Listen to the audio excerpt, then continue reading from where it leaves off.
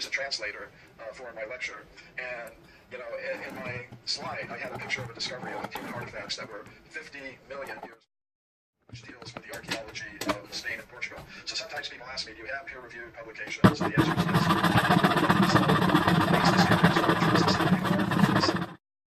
about 15,000 years ago.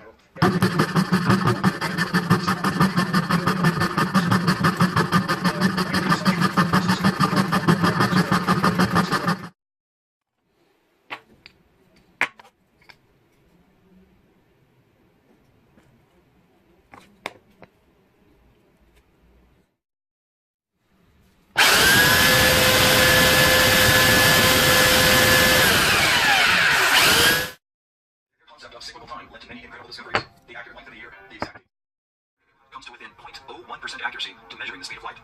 432. What is going on here? We have all these different things: Earth cycles, time and celestial measurements, geometry, sonic frequency, yet they are all represented by the same numbers over and over again. To answer that, we must search for the factor common to all of them, and that common factor is the 5,000-year-old Sumerian.